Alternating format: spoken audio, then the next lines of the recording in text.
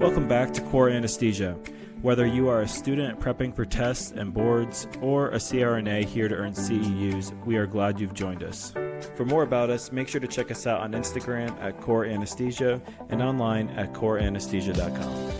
Welcome back to Core Anesthesia. I'm Cole here with Tanner, and today we're so excited to have a guest speaker on the podcast with us. We have Vinny Cagungun.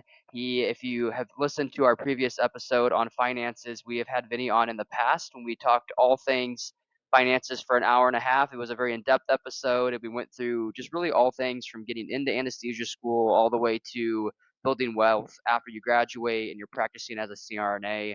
That episode went over very well, and we've had a lot of feedback from that about doing a part two. And so we're so excited to have Vinny back on today, and we're going to discuss several more strategies or things that deal with finances going through anesthesia school.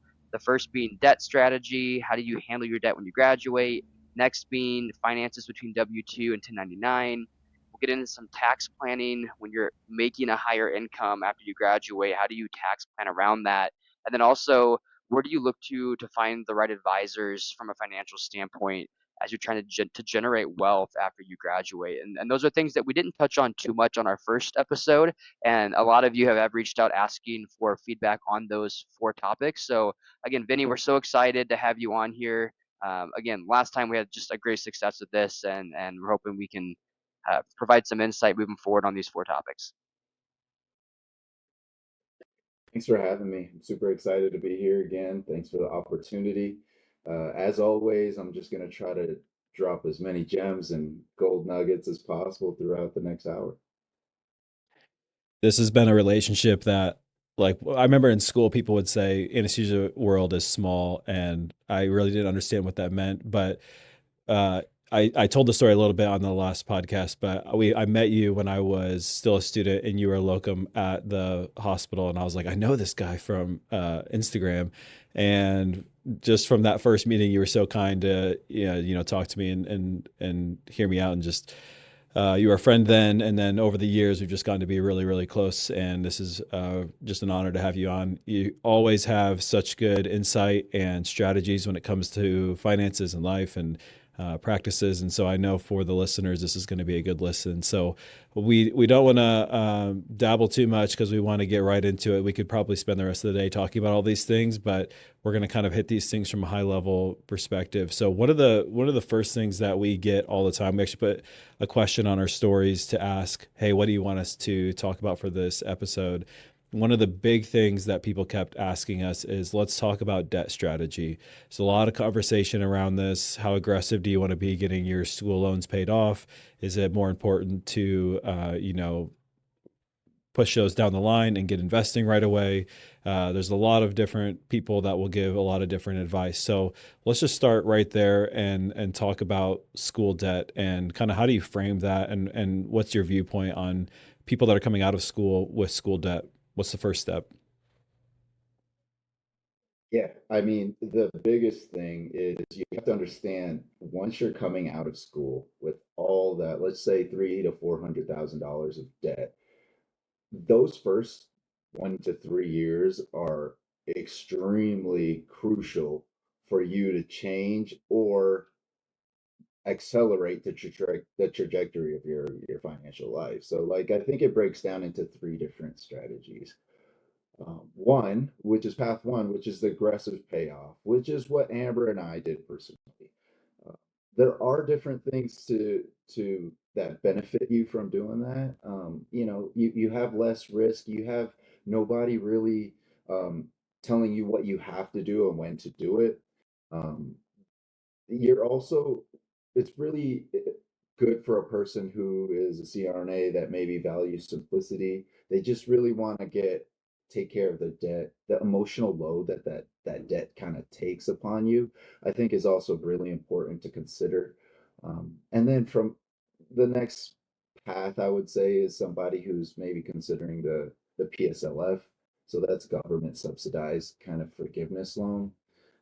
There's different qualifications that you gotta have to have, right? Like there's the nonprofit, you have to work for a nonprofit, government facility, certain academic centers. And so if you do work for those, then you have the ability to do like a complete wipeout of the remaining balance after 10 years. So I believe it was like 120 payments. So you can't really pay forward to them. I mean, you can pay forward to them, but not anything less than 120 payments. So ultimately, around 10 years, you're going to be under that debt. The benefits to that is that you do get that little bit kind of wiped out. And but the major limitation to that is you're kind of locked into that qualifying employer, right? And then you're also stuck to this whole plan for 10 years. And we can talk about that and the liquidity or lack thereof a little later. I think those are really good for people who are in medical centers, who are in VA hospitals, nonprofits, who want kind of stability for the long haul. And then I think the last path that you can take is the hybrid, is kind of a mixture of these different things where you're also investing at the same time you're paying off your school loans. And so arbitraging the difference between what your school loans maybe is, let's say, I don't know, what is the current school rates now, or loan rates now, like 4 or 5? I've heard as high as like eight or Yeah, nine I've percent heard up for to 8, student yeah. loans. Yeah, so I mean, if you can figure out how to arbitrage the difference between, let's say you're getting 6% for student loans, and then you found an opportunity to do 12% and arbitrage the difference, you can kind of do a little bit of both, right? So I think it breaks down to those three different pathways. Um, I wouldn't say anything is any better than the other. It really is, how do you want to design your life, and what is the aptitude in which you want to carry an emotional load of debt, but at the same time be able to kind of free yourself from that debt overhead. For full transparency with the listeners, so like all three options, like you just said, not one better than the other, just options. But for full transparency for the listeners, you said that you and Amber chose option one, the aggressive payoff. I know Cole and I both chose that same option, aggressive payoff. Do you find that as you rub shoulders with other people in the finance world and the CRNA world, that the people that are really interested in financing, in finances, investments, do you find that they preferentially choose option one? I think it boils down to who you are as a individual. Are you a consumer or are you an Mm. investor? For me, an aggressive payoff meant that if I pay this off, and so Amber and I did it in 12 months, just to kind of quick highlight, recap. We did it in 12 months. First quarter was 7.5 a month each. Second quarter was something like 10. Third quarter was 12.5, and I think 14. Fourth quarter was $17,500 each. So we were breaking $30,000 that we're dumping into our school loans. Super, super aggressive, right? Not really, one, tangible for the normal CRNA, and then two, um, honestly, as I develop myself as an investor, I really am unsure if that was the most optimized and efficient and appropriate way. As I mature in my financial investorship, I think that I would have maybe approached it differently. And as I rub elbows with other people, uh, especially investors in the circles that I'm in, they would have advocated maybe a little more towards pathway three, Yeah. a little hybrid, where you're still paying off your school loans, but you're also investing, because investing is a function of time, right? So compounding interest is is a function of how long are you doing this. So the earlier you're doing it, which is probably one of the tenets of any good investor, is to get in as early as possible. So how long you're doing this is the key piece to successfully investing. An interesting point you bring up because I like growth happens as you get into this space and as you learn things. Tanner today would probably have chosen option three, like what you were just saying. But I was so debt adverse and so like I just if there was something hanging over my head, I just wanted to get rid of it and I wanted to have the freedom to be able to have no strings attached. If I didn't have work tomorrow, I wanted to be okay. I didn't want to have a payment that was coming up. And I didn't have this comfortability with using debt to have long-term gains, and I wasn't well versed in understanding what that looks like. Wasn't really well versed in investing in general. I'd done 401ks and Roths, and that was about the start and finish of it. And so it's just interesting. I feel like my aggressive payoff allowed me the space to then understand what actual good debt looks like and using that debt as leverage. But I wasn't in the headspace in that immediate term. I didn't have the understanding. I didn't have the framework to probably move into a hybrid payoff option because I just didn't have enough education around it. And so I think it's kind of a two-sided coin for me. Of the aggressive payoff allowed me to get to a spot where now I would say hybrid, but in the time that I was going through it, I didn't have that capacity to be able to, you know, bear underneath that debt and use it. I think too, the reason why we say there's not one best answer is because I think it depends on the personality of the person, but more so the personality, it's your spending habits and your ability to manage money. Because if you're simply looking at it from a dollars and cents standpoint, well, black and white is okay. What is the interest rate on the loan that I have? Am I at a higher interest rate loan where I'm closer to 8% versus am I at a better private loan of something, closer to 4 or 5, whatever the case may be. And then you look at your investments. Obviously, you're always risking with an investment, but if you have a fairly good idea that you might be making, 2% more return on your investment than you would be paying your debt, well, then obviously from a dollars and cents standpoint, it's better to invest and then pay as you go forward with your interest payments and your principal on your loan.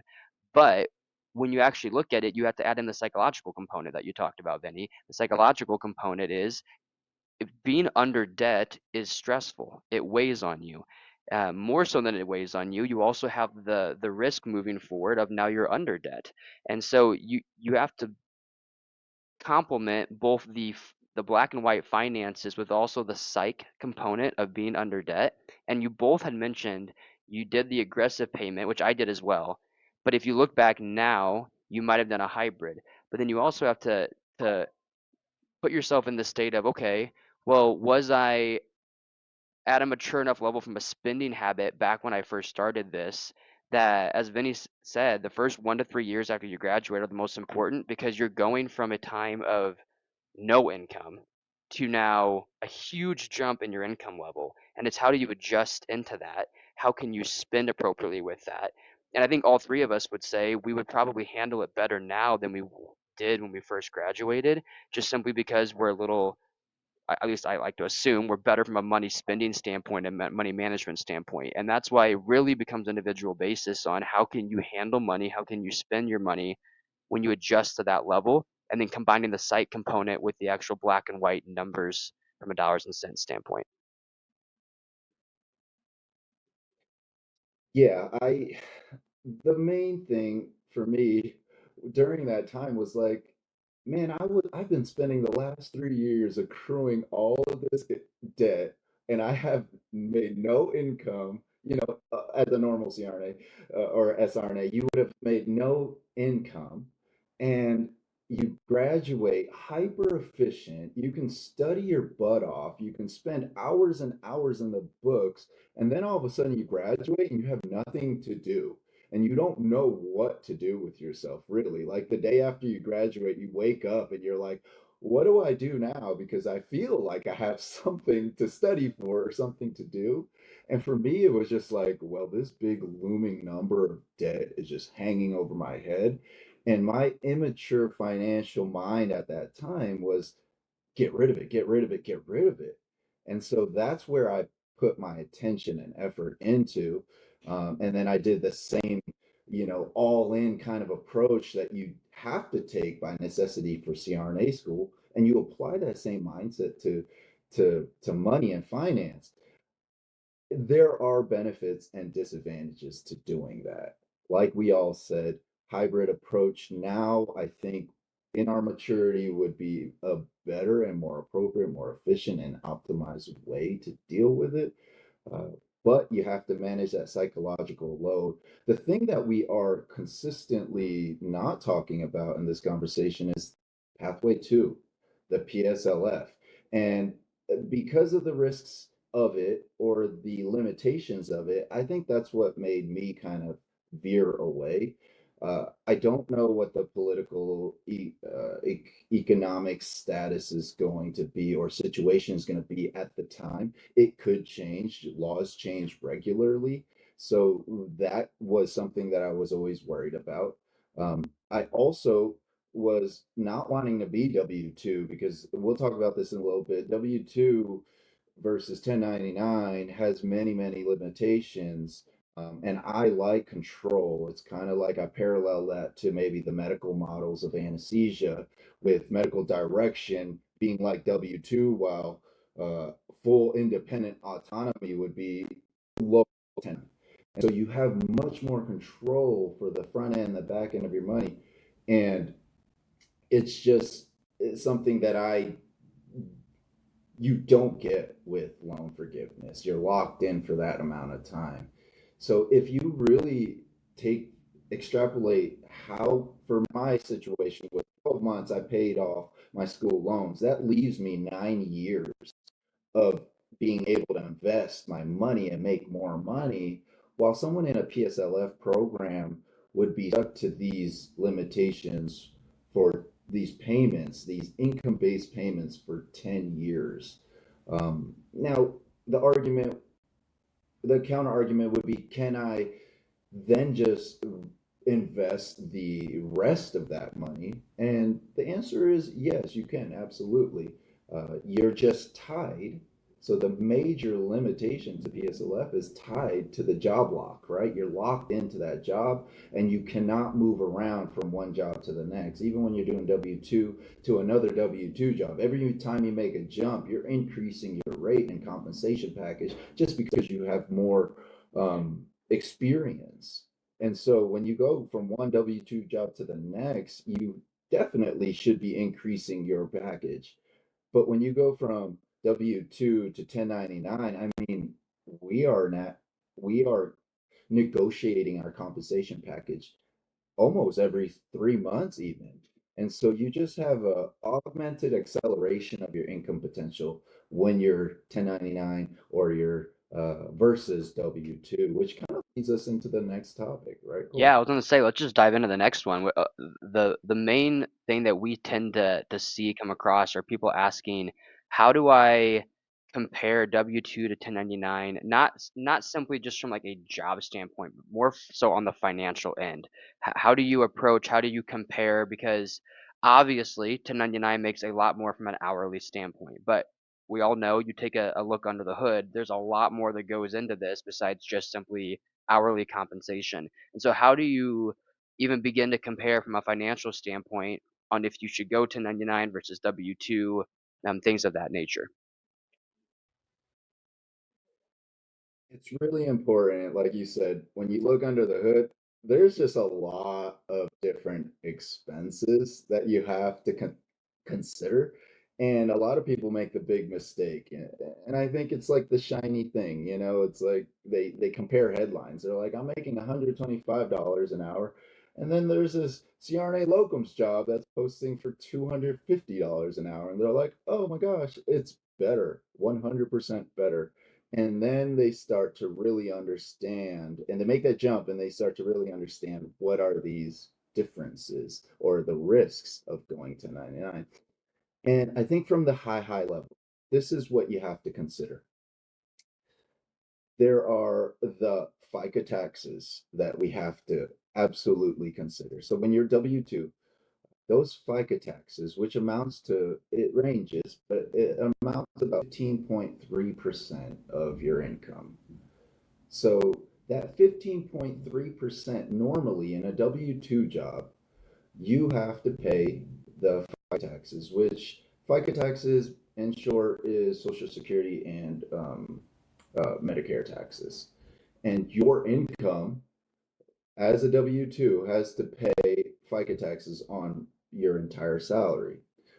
So that's what W 2 does. Now, the big difference that you'll see in 1099 is that those FICA taxes, because you are the employee and the employer, you're only actually paying for half of that FICA tax. So that's the major benefit to going 1099. I think that's one of the easy low-laying fruit that we have to understand when we're 1099, but we also have to consider the whole entire package, right? So like we're not getting PTO. You have to consider health insurance. You have to consider um, malpractice insurance, disability, and whether or not your W 2 job is giving you retirement, match, opportunity to do a 401, 403, post tax, Roth, all of these different things, HSA, all of these different things that kind of benefit you if you are a W 2 and how you weigh out your compensation package versus if they don't avail you these different options because different W 2 employers won't give certain options to you or their benefits package doesn't avail that to you. But when you're 1099, you're in complete control of all of those things and whether or not your employer or excuse me, whether or not your employee is going to have these options. And you are the employer and the employee, you make all those choices. This is something that I've always debated back and forth about, and Tanner and I are actually on the opposite side of this. So I'm W-2, Tanner's 1099. You're at Vinny, obviously 1099 as well. So I'm getting outnumbered here in the room. But basically, when you dive into this, just to make sure, I'm going to recap what you said from a high arching overview. Make sure we're set on this. You go 1099, you become your own business. You're now having to pay the full 15.3% FICA tax, which is double what you would if you're a W-2 employee, right? Is that the correct way that I'm understanding this? Or am I backwards on that? Other way around, actually. So you're saying Yeah, you save more on that when you're 1099 versus W-2. because you now you're looking at you've got business income and you've got employee income, and so there's and you can set your employee income. There's things that go into setting that to be an appropriate amount, but when you're paying W two, all the income that's coming to you is going through those taxes. Gotcha. So it's going, Yeah, let's break that down quickly and easily. If we make $100,000 as a W two, you're paying 15.3% of $100,000. While if you are a 1099, you are now the employer and the employee. So let's say we give the employee $50,000. The employee has to pay 15.3% of that FICA tax on that income. So, but that $50,000 that we pay the employee is tax deductible to the actual business because that's a employer expense. We're paying payroll to our employee. So then we essentially cut that in half in that example. The amount of FICA tax in that example is cut in half. Now, is that a realistic example? No, that's a simplified example.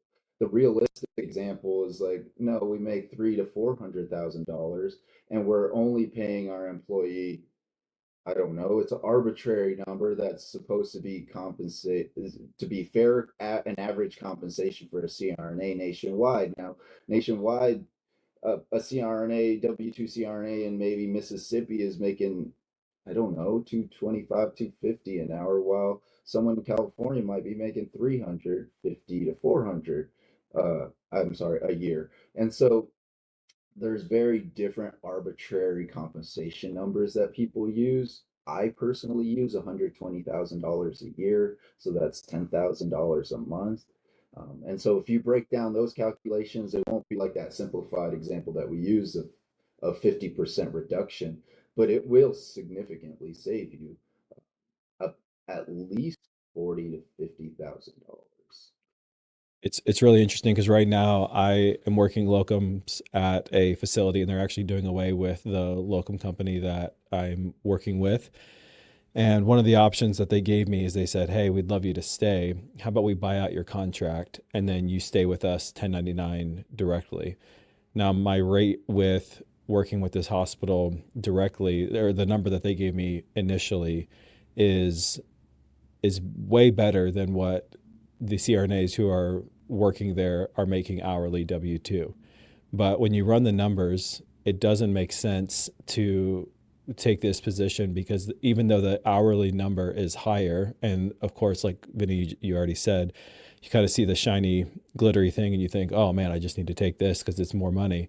When you start adding in, like you said, disability malpractice, you start talking about insurances and all this stuff and lack of benefits. That's really what it comes down to is they have a pretty nice benefit package. And so it doesn't make sense for me if I would want to still work at this facility. This is a scenario where it actually makes sense for me to work W-2 at this facility, take advantage of the benefits that they have, the 401k match that they have, all those other things that are included. And it wouldn't make sense for me to work 1099 there. Now, it does make sense for me to work locums there because of the pay rate that I have with locums and the the payment for cost of living and all that kind of thing that goes into it. But there's a lot of nuance here, and I think unfortunately it keeps a lot of people from making the jump because it just feels overwhelming and just crazy, and I got to figure it all out. And if you've made your way through CRNA school, you can look at these numbers and you can figure out what makes sense. You can look at getting quotes on insurances. You can look at what it would look like to invest. On the last episode, I think we went into what it looks like to then offer a 401k plan for your employee, which is yourself when you're 1099, and then you can match. And there's a lot of things that go into providing your own benefits when you are 1099. But again, you have to make sure that the dollar and cents add up. Cole, you're W-2, but the benefit package that you have at your job is insane. Like if that was offered at where I'm living, I would take that all day long. And so it's not a one size fits all. I think personally, I like 1099 because it gives me more flexibility. It gives me more freedom. I tell people all the time, my time is worth just as much, if not more, than the money. And so when I had our baby last year and I took 3 months off, like you're rarely finding a W-2 job that allows you to do that type of time off. And so there's a lot that goes into it. What's your priority? Is it time? Is it flexibility of schedule? Is it ability to travel? Maybe you want to go live in California for 3 months and you want to go take a job there. There's a lot that goes into it just above the dollars and cents, but you really do have to take a hard look at the actual numbers to make sure that it makes sense for you to go 1099 or W-2. But when you say like look at the numbers of it, so as you alluded to, like I've considered 1099, but my benefit package at my W-2 job is just so good for me to give up because of the extra things. So when somebody is deciding that, when they're deciding, is it worth it to take this W-2 position in my local area because of these benefits versus 1099, what are the big things? Like if you were to give like a top five checklist of extra things that they need to factor in, like obviously the first one is going to be your medical insurance, like your health insurance. Maybe you're paying for an entire family. Then you have your retirement component to that. Then, as Vinny, you alluded to, like you may not be getting an HSA. Like when you're calculating all of these things that go into it, what would you say are like the top five big expenses or things that somebody that's considering 1099 versus W-2 should factor into their calculations? PTO. So 1099, you're not getting any PTO. So the amount of accrual. So calculate how many PTO weeks do you get a year, multiply that, and then compare that. Add that into your calculation. Malpractice. So if you're going to do malpractice, let's say you're a full-time CRNA, you're going to be paying, there's different policies. You can use AANA, you can use Baxter. There's multiple different ones, but that's going to be around, let's say, $6,000 to $7,000 for that year of malpractice full-time coverage. Um, Definitely calculate the retirement match. So Cole, you have a significant match at your current employer. So it's fantastic there, and it's Not even a far and match. few between that you. Just straight up What was that? 13.2%, not even a match. Just straight up toss it in That's there. right. I remember now. Yeah, it's not even a match. They just dump money into you. So like something like that is far and few between. It's not even available. You're probably the one of three people that I know that actually have something really good like that. Health insurance is about $500 a month. Uh, or I'm sorry, 15. So for Amber and I, it's about $1,500 a month, and we have like the higher tier. You could probably get that as low as like 800 or $900 a month for maybe just catastrophic coverage. So calculating that into it, calculating, like we said, the FICA self-employment tax, there you have to calculate that into the equation. And disability is another one that you have to consider in the calculation.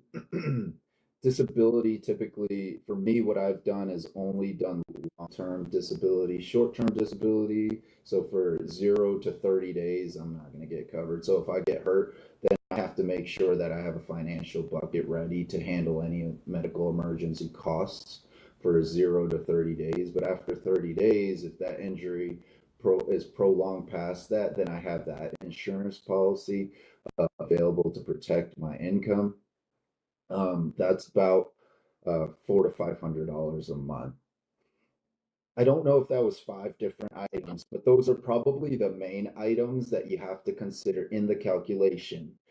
Generally speaking, when you just compare headlines to packages, you want to be somewhere in the ballpark of more than 25 to 40% of your W-2 salary. So if you want to take your W-2 salary and multiply that by 1.25 or to 1.4, and then see and compare those numbers to determine, okay, is this even a viable option? Now, once you get into that calculation, that comparison, I would then dial that even more down. And what I've noticed in my, I did W-2 for 7 months when I was CRNA, then moved immediately 1099. Once I got dialed into my 1099 comparison and watched the patterns year after year, I think it's more towards like, if you can make sure your package is augmented by 31 to 33%, then you're probably doing better than your current W-2 situation. So to simplify, take your W-2 salary, 1.3% would probably be a good 1.3 times would be a good calculation to compare from a high level to start off the comparison. Yeah, that's a great summary of that. I appreciate that. The thing that I think that we also need to add into this, which also brings us into our next topic, is the tax benefit side to being a 1099 compared to a W-2, because everybody talks about, you go 1099, now you have your own business. It opens up a whole set of doors to decreasing your taxable income, bringing that down, as you and I have talked about in the past. I mean, one of the highest expenses, actually probably the highest expense of your entire life, is taxes. And so I guess we could just bridge right into our third topic here, is really, as a CRNA, I guess we'll kind of have to cover both the W-2 versus 1099. How do you approach taxes when now you're all of a sudden making all this income? You go from being in school, you're not just making no money, you're paying tons of money to go to work every day. And then now you graduate and boom, you're either 1099, W-2, you're taking in several hundred thousand a year, and your biggest expense is going to come every April when you have to pay that tax that you have on your income. And so how do you approach that if you're somebody that's just starting off in their CRNA career and they're going to get hit with that first big tax bill? What are some strategies that you have that you would give advice to, that you'd go back and maybe change as you jump from a SRNA into a CRNA? Yeah, that's a great question. Something to really think about. So when we were W-2 for the first 7 months, we took this, we looked at the triad, right? So location, autonomy, and compensation. That's really bad when you're taking you're taking your first job.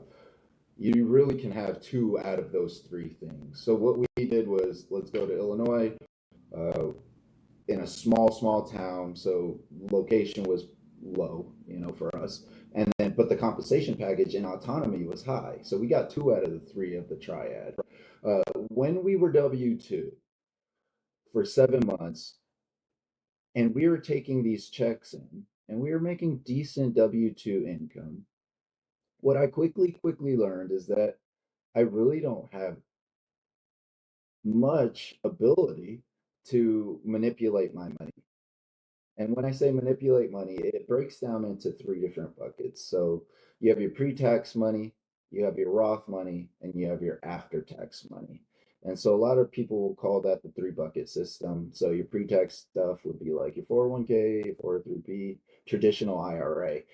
All these types of things reduce your taxable income today, right? So you put that in before you get taxed, and then you get taxed on it later in retirement. And we talked about that pretty heavily in part one, and when you want to choose to put money in your pre-tax or your post-tax. And then there's bucket two, which is your Roth IRAs and your Roth 401k. So this is post, you already paid tax on this money. This is money that went into your bank account. And then you withdraw, you can put this money into your Roth. And when you withdraw these later down the line when you're 59 and a half, they're completely tax free. So you don't get taxed on the amount that it grows. So let's say you put in 100 grand today, in whatever 30 years is a million bucks. That never gets taxed. That $900,000 of income that it created over those years never gets taxed again. Super powerful thing to think about when you're a high earner with a very long runway. So for us three in our situation, high earners, long life in front of us. Remember, compounding interest is a function of time. So if we put early, then we're making a lot more down the line. So something you got to really think about, and the power of it is that bucket two, which is that Roth. And then, of course, that bucket three, which is when you're 1099, like we've been kind of alluded to, we have so much ability to manipulate our money, from the front end, from the back end, and taking deductions. And then there's like really strategic, pathways that you could take. Uh, Without getting too advanced or too deep, there's things like passive income, and passive losses can offset passive income, and losses can offset active income. So our job as a CRNA or anesthesia provider is active income. We can take and create active losses for that. And so those would be maybe deductions like, um, your car, health insurance is a deduction that we can apply. A home office, you guys are sitting in your offices, so these are also uh, ways to decrease your taxable income. So those three buckets are the different ways. Without getting too deep into that third one, we can go deep or into that if we want to later. Oh, hey Vinny, you muted.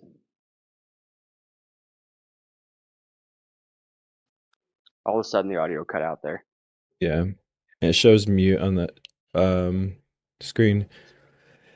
You can start back with there it shows unmuted Can you now. hear me now? Yeah. There you go. So The you can last thing I start heard was back. we can go deeper into that. Step back to what? You said we can go deeper into that bucket if we want to. We can go deeper back. We can go deeper into that bucket if we want, or if some of the listeners have more questions about that. But without getting too deep into it, there are many more advanced strategies of opening up more opportunity or decreasing your tax burdens through that business and after tax bucket that we were just talking about. Yeah, I think some of the things that I had saw when we did a poll on our social media about questions related to taxable deductions, things of that nature. Um, First, let's just keep it simple because I think the majority. Well, actually, I don't even know. Like maybe I'm just shooting from the hip here. I would say though, a majority of CRNAs are W-2, right? Not 1099. Am I wrong on that assumption? Maybe not. But Yeah, I would let's think just so. I would assume so. Yeah. okay. So let's just say first of all, majority of our listeners are probably going to be W-2. So besides, I guess if we take this just one layer deeper, besides the basic stuff that we talked about from a tax deductible standpoint, if you were a W-2 right now, I know you're 1099, but if you were W-2, what's 1 to 2 strategies on top of just the normal stuff that you often hear that you would implement? I mean, I know we've had discussions like this in terms of real estate is a good potential. So like I just got into doing real estate this past year, even though I'm W-2, that allows me another way to wipe out a lot of my income or taxable income from a W-2 standpoint. So you must be talking about the RE professional loophole Yeah, which I don't know if for W-2 we may not want to earners. go. That might be too deep to go into. But like, is that what you would be doing if you were W-2, or is there another easier type thing that you're like, hey, this is something that a lot of people I just don't see doing, but that's a pretty easy low hanging fruit to do to reduce your taxable income. I don't know if that's a low hanging fruit, to be honest with you. I mean, real estate is a full active business, and a lot of people underplay the responsibilities of owning and managing real estate. Especially when you're the landlord, and when you're trying to offset active income like our anesthesia income, we have to then be actively involved in real estate. So it's not like a passive play here that's going to offset our active income. You can't augment and scale the system with real estate to be able to offset your active income, because you have to be materially participating in the asset and the business. You, depending if it's short term or long term, it's going to be 100 hours to 400 hours. So you can't really work full time and offset the active income. You'd have to use a partner, a wife, or someone to help you do it. So is it low laying fruit? I don't think it's low laying fruit. And honestly, I can't really name a few. I would refer to you if you figured out, because I haven't been W-2 for a long time. If the low hanging fruit would be, and the limited options that you have that I know would be simply maxing out your 401ks, definitely having a high deductible plan for insurance that avails you for the HSA option, maximizing all your deductions, minus do not deduct uh, your monthly payment for your disability, because if you were to claim disability and then have that distribution hit your bank account, that would then end up being, and you took a deduction on it, that would end up being income. So you wouldn't want that. But other than that, you maxing out your HSA, maxing out your 401k, maxing out your Roth, doing it backdoor, and maxing out and matching any package that your W-2 is giving you, if they give you 7% match to that, and then doing your deductions, your basic deductions of for business use. One of those major things, and I know that Core just recently started doing this, is that CEUs. CEUs is part of your uh, upkeep for your and maintenance for your licensure. So anything associated to your CEUs can potentially be a write-off and a deduction for you as a provider and to upkeep of your license. So if you go on vacation and let's say they have a conference in Hawaii, and you go and do your CEUs at that conference, also all associated costs minus alcohol, but all major lodging, major flight transportation, and food is all associated to that experience. So that's all a deduction. And I think those are really low laying fruit that any W-2 across the industry can and should be taking advantage of. Yeah, Do you you know any other Well, opportunities that are low laying? well, one thing that I wanted to bring up just in a little more detail, because this is something that I've been in debates with other CRNA colleagues within my W-2 job, which comes down to HSA. So we've talked about how, you should just max out your HSA if you have the financial means to do so. But the debate comes, do you use your HSA? And this is something that's interesting. So this may be getting a little bit on the side spend, but basically about 2 years ago, I stopped using my HSA for my health needs. And so I would just now pay out of pocket, if I can, any health things that come up. And you use that HSA now as your retirement portfolio, which I know you've already been kind of discussing this, but I don't see a lot of CRNAs doing this in the W-2 era. A lot of the W-2 CRNAs that I see, they will get the HSA funds that they have in there, and then they just spend it throughout the year. But now I have started using my own funds separately to pay for my health expenses. And now you have basically the only like triple tax break account that I know of, which is to an HSA, because it's tax deductible money going in, it grows tax free, and then you take it out tax free later in life. And you can actually retro take out if you can show the receipts from the other expenses that you had throughout the years that you had it. So I'm just keeping all the receipts that I'm paying in cash for, so that if I do run into a situation where I need to pull out $50,000, I can just show over all the years how much I've paid and then be able to pull that out. And now all that money grew tax free. I'm taking it out tax free. And that's just something where I just don't see a lot of people doing. Now, again, that's a little bit separate than the exact topic we're talking about. But the only other thing that I have really been doing is the real estate side. But I have my wife, who's a stay-at-home mom, I'm able to use as the partner in the scenario you were talking about, Vinny, and we're able to decrease a lot of our taxable income from having short-term rentals, which has been such a great asset being brought into our portfolio, which has helped out not just from a revenue generating standpoint, but simply from a tax standpoint. That's gonna be way too much in the weeds to go into right now. Is there anything else on the 1099 standpoint that you wanted to talk about from a tax write-off before we jump into our last bullet point? I was going to add one other thing on that I think that people don't really think about all that often is the self-directed 401, which is something that I think, like we already mentioned, you need to be investing into your 401k, you need to be investing into your Roth and HSA, all those things, but also just understanding you do have some mobility if you have a self-directed 401, to be able to make some different moves there. If you want to be investing into, startup companies, or if you want to be investing into real estate, things like that, that gives you a little more control over your investments. So that's something I think that if you are W-2 and you're looking to have more control, more mobility, that a self-directed 401 would be a good option for you. Also, shout out to Ascend. You mentioned Core with CEUs. Make sure we drop Ascend in here as well. If you are going on that vacation and you are writing off all those things, check out Ascend. They're going to take great care of you. So. Yeah, thank you. I definitely want to give a high level overview or a macro point of view to the self-directed.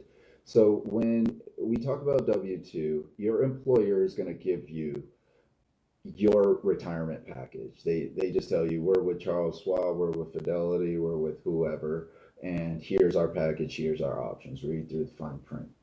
And you can choose basically from the options that they provide from you. While when you're 1099, you take it a step further than that and you say, I'm going to choose the package that I'm going to deliver to my employee. And so you can choose which brokerage you want to use with what options are going to be available to your employee. While that third augmented step is that self-directed. Oh, let me take a step back. When you have those first two options, then you're simply tied only to the stock market.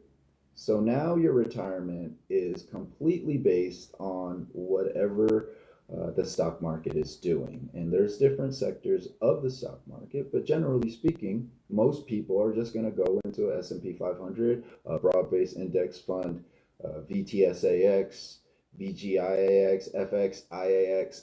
Any of these brokerage are going to have these different broad-based index funds that then mirror the S&P 500. That's most people. Now, when you go into a self-directed, you are creating a trust, an LLC, that then you no longer own your 401k. The trust and the LLC itself now owns it. And so because of that, you can now tap into what Tanner was saying, which is alternative assets. So this is beyond the stock market. This is private lending notes. This is business acquisition. This is cryptocurrency.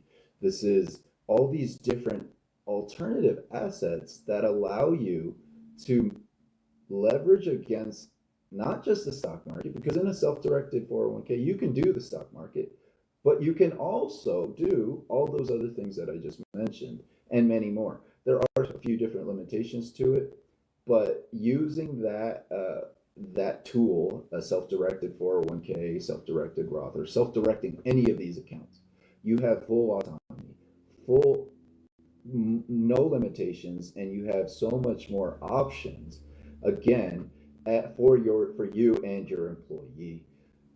It's again the same thing as full autonomy, independent CRNA anesthesia practice model versus W2 is more like the medical direction. Someone's telling you exactly what you need to do when you need to do it. I think with all of this, it's important that somebody that's getting into these different pathways, you need to have advice, right? Like you need to understand where are the guardrails. You don't want to be getting into some of these things and lose a shirt off your back because you weren't paying attention to the fine print, or opening yourself up for risk for audit, all these different things that go into having an active role into your finances. There's a huge upside to managing your own finances, a huge upside. There's also some other risks that you now incorporate into being the one that's making decisions with your own finances. So I think the last thing I want to touch on here is, how do you identify advisors that are going to be helpful to you?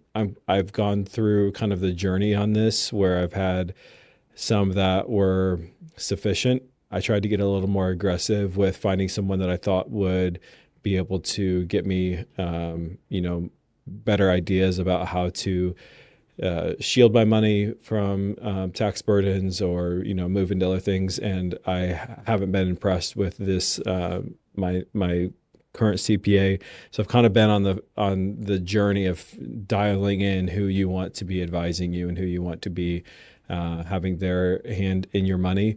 So can you talk a little bit about, when you are trying to make these different decisions, how do you find someone that's going to be helpful for you to get you where you need to go? Yeah, I want to echo exactly what you said. The very first hand that should be manipulating your money is you, right? So you having a hand and a know-how and understanding and being privy to your finances and where it goes is extremely important. One major book that I love is it's the CPA for Robert Kiyosaki, which is the Rich Dad Poor Dad. This is his name is Tom Wheelwright. It's a great book. I think I actually recommended it to you guys already. The book is called Tax Free Wealth. Yeah. It breaks down a lot of the different things that you want to think about and know regarding taxation and wealth building. But if, let's say, you're just not that type of person and you really you don't want to have all the information, you just want to have, I would advise and advocate that you know enough information. So how do you find the right people? I think the two major people that you want to have on your team early on is a good CPA, and this is plus or minus for me, is a FA, a financial advisor. So when you're looking at a financial advisor, you want to consider a few things. One is, how much are they going to charge you? So, or are they commission based? So if it's fee based, fee only, or commission based. If they're commission based, I would not touch them with a 10-foot pole, because now they are not invested in you, but rather they're invested in themselves. So the more that they sell you, the more that they make. And when you incentivize behavior that way, they're not for you, right? They're for themselves, because at the end of the day, they're going to try to make more money for themselves. Having said that, Are they 100% fiduciary? So there's different like standards in which they have to offer you product and be in your best interest. So if they are a fiduciary, that just means that 100% of the time they are offering options and products in your best interest. And if they are not 100% fiduciary, then you probably don't want to be dealing with them, right? So that is one thing. The next thing is the is it fee only or is it commission based? A good directory to use with that would be the NAPFA is a good directory to try to figure out like who is going to sell you products, or maybe like they lean heavy on like whole life insurance or something like that, because all of those policies and products end up putting a dollar in their pocket. So you want to make sure that you're using fee only planners. If you're going to use a financial planner, I don't personally use a financial planner. And then lastly is your CPA. Now, with the CPA, you want to make sure that you're not using like your your CPA simply files for you. That's it.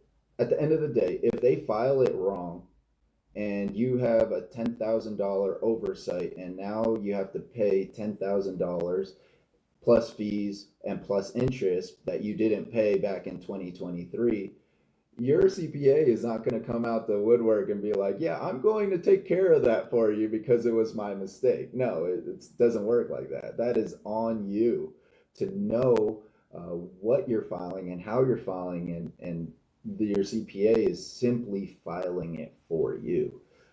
So I think one extra piece, if you can find a CPA that also does tax strategy, you can maybe even consider that to be a third role, which is someone to be called a tax strategist. It's not really an official term, but it's somebody who is maybe an enrolled agent as a CPA. So that just means that they're a little more advanced than a regular CPA. It's a higher level certification for them. They know the tax laws a little bit better. So they're typically EA, and they know tax strategies, tax law that you're then periodically. So normally a CPA will meet with you just at the end of the year, like Q3 to Q4. They'll meet with you right before the tax season and say, hey, what have you done for the last year? Let's figure out how we're going to file taxes. If you're talking to somebody like that, you're probably dealing with a low level CPA. Someone who is a higher level CPA who leans towards education and communication should be communicating with you at least 4 times a year. And if they're not more than that, like I communicate with our CPA 12 times a year. We meet every month. Granted, I'm a high level investor and aggressive investor, so that we're moving and manipulating money on a regular basis.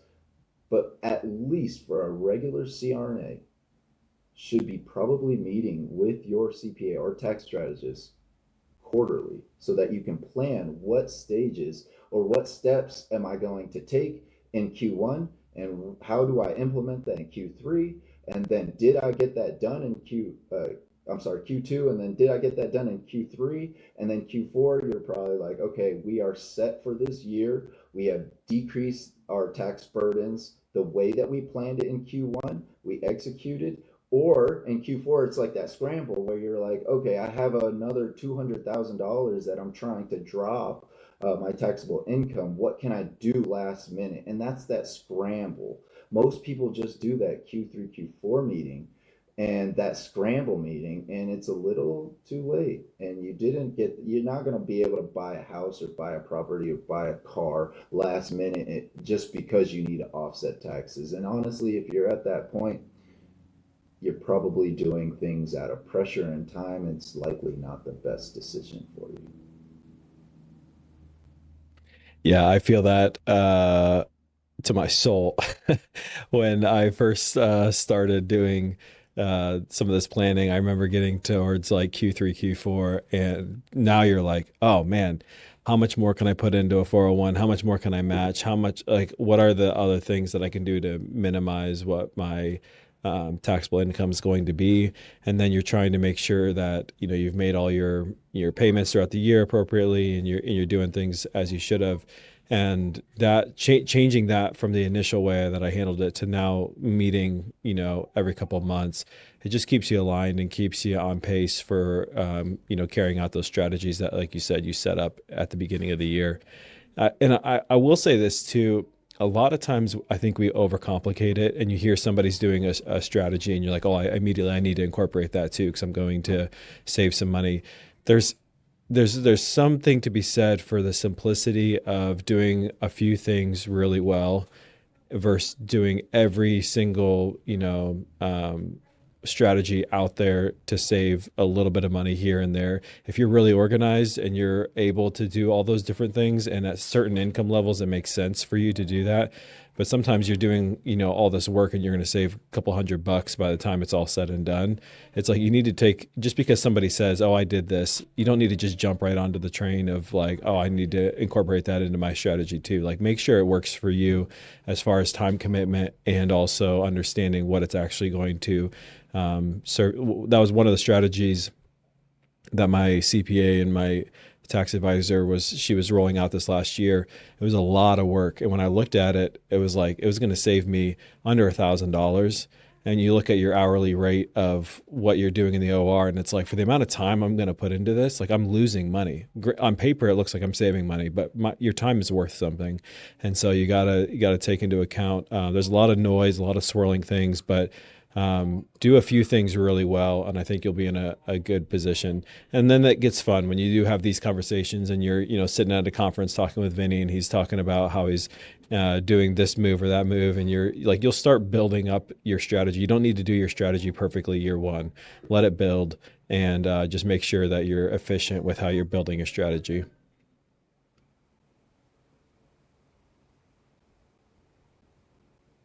Yeah, one of the things that I think is really important to take a look at with regarding strategy, I think, is pretty low level, low administrative costs, things that we all have to consider. And I just recently did, and it's not something that everyone should be doing. But you run into these Instagram people or social media people, and they're like got all these entities and trusts and set up. And back then, in my immature stages of my financial journey, I looked at that and be like, man, there's a lot of different entities. This guy has like 6 or 7 different entities. That's a lot of different things to think about. But one thing I just recently kind of did, and I think has really benefited me, is that there's something called QBI. When you're 1099, there's qualified business income deduction.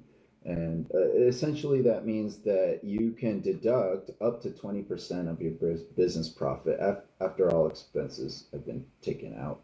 20% of your business. So that's a pretty significant deduction, right? And it's pretty low level.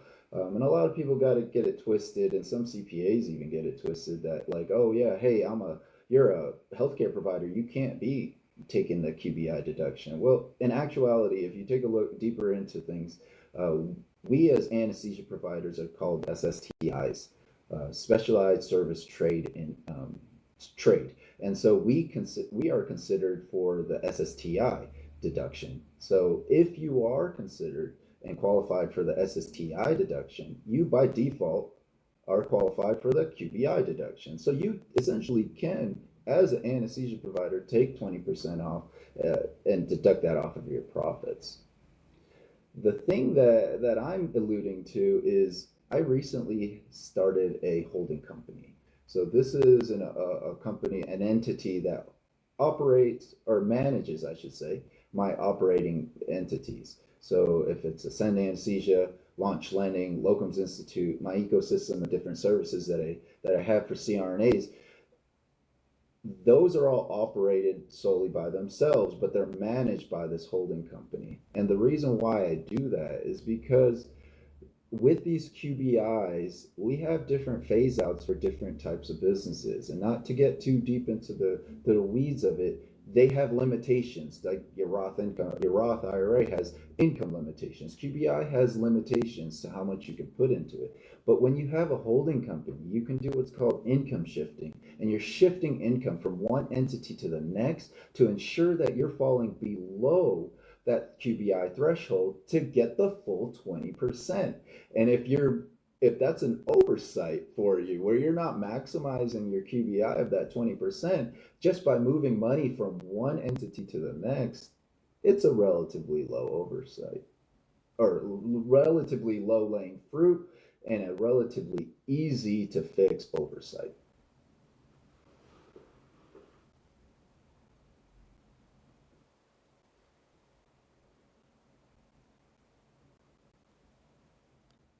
You're on mute, Cole. Is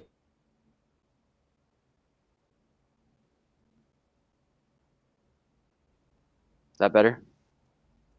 It's like delaying on me. Okay, there we go. Yeah, so this is what Tanner was talking about. You talk to Vinny and you have like 3 hours of research you want to go do after this to catch up to what he's doing and figure out if it's beneficial for you or not. Um, it's something where this whole concept of finances with anesthesia and tax write-offs and strategies, if you go, should you go 1099, should you stay W-2, etc. As Tanner alluded to, there's a definite balance here where if it's something you're passionate about and you are trying to maximize every dollar you earn, there are different tiers and different levels of depthness that you can go into this.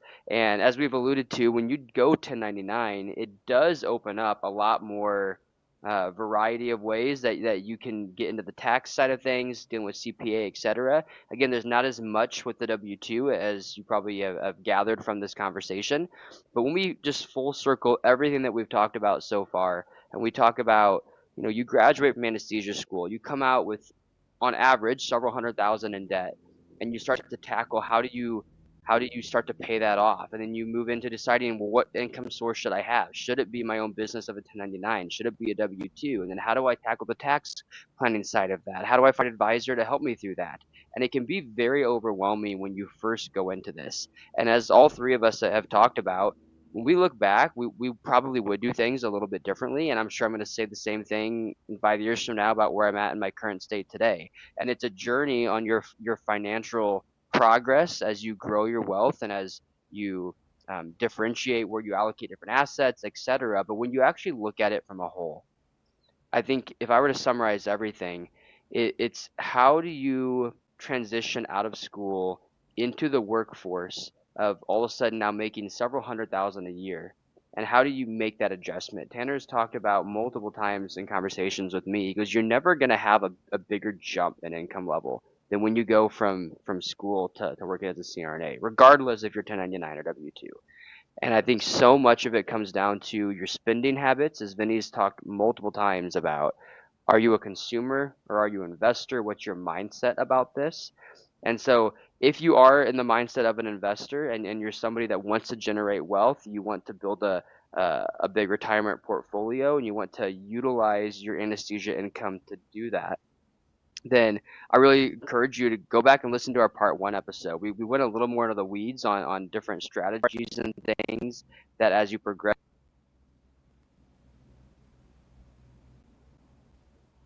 You just muted, Cole. So you last I heard you said we go a little more into the weeds on things. There we go. Yeah, it must have been the same thing that happened to Vinny. I don't know why it just automatically mutes. It's weird. Um, So on our first episode, we go more into the weeds on specific topics related to that. But my overall point is, as Tanner mentioned earlier, take this step by step, year by year. Take one or two more things each year that you want to apply to your overall portfolio. It seems overwhelming. It seems like you're about ready to go into a jungle when you talk about all these things. But if you just take it one step at a time, one move at a time, before you know it, you'll be having all these strategies and you'll be the person that people want to talk to in the break room about what your next financial move is. But it is a journey and you're going to make mistakes along the way. All three of us have, and we're all three going to continue to probably do something that we would have either regretted or done differently in the future. But the fact of the matter is, it's just one step at a time, one move at a time. Overall, that goal of financial success and financial wealth, you're in the right career path to get there. And I think that's the thing that we can all three agree upon. This is the best decision we've all three made, is to go into this route of CRNA, because it has now given us the opportunities to be successful from a financial standpoint. Yeah, I think if you spend, I mean, Rome wasn't built overnight, right? And I think clarity comes from doing rather than preparation and thinking. And so if you just spend 30 minutes every week trying to figure out one step to after the next about your financial picture, income, debt, retirement contributions, who's going to be on my team, uh, and really networking with people that have done it already. And a good way to do that is like Facebook groups. Oh my gosh, has been super, super helpful. The CRNA different Facebook groups, whether it's CRNA business, CRNA locums, they all have, these are all the people that you want to be talking with because these are all the people that have done it. And they'll talk about in those forums where they're talking about, hey, have you worked with Morris Goldstein and the Goldstein firm and CPA? Have you worked with CBFC? Have you worked with this agency and all these different people? And then you start with networking, like Cole and Tanner has said. You start to understand step by step how to become a better uh, provider and a better have better oversight over your finances, and it doesn't feel so overwhelming because I can talk a mile wide and so deep into finances, and it could be very overwhelming for someone who's just graduating. But if you just take it one step at a time, little by little, and your mind will naturally expand what you focus on. One second, let me shut this door and then I'll wrap it up. Cool.